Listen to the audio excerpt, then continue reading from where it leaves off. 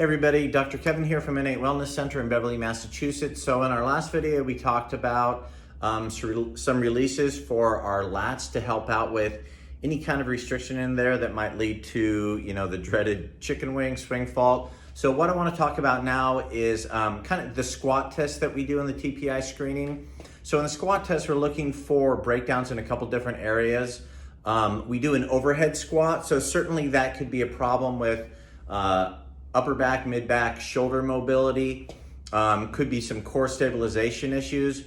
But one of the most common things is actually your ankles. If you can't get into the right position with your ankles because of some restrictions in there, that's gonna limit your ability to get into that squat position. That squat position for your legs is very important for the golf swing, but also very important in our day-to-day lives. So what we'll do today is we'll go over a couple of kind of calf release exercises and a couple exercises you can try at home to work on perfecting that squat performance.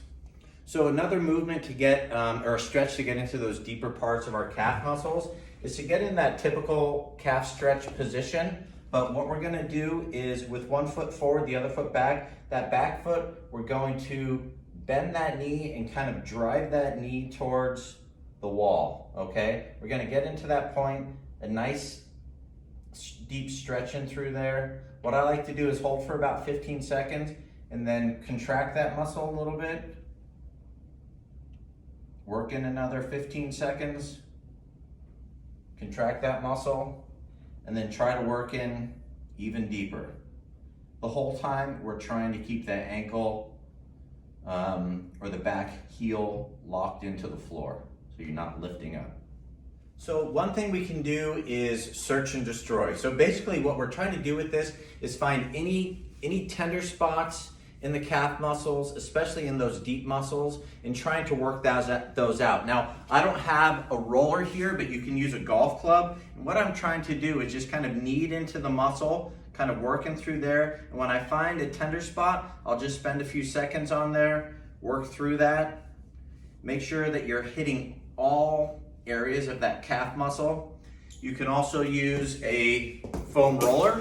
A lot of us have a foam roller. It doesn't have to be this specific type, but also what we're trying to do is dig in, really find those tender spots. Once you do, we're gonna spend a couple seconds working on those, making sure that you're hitting all those spots on both calves.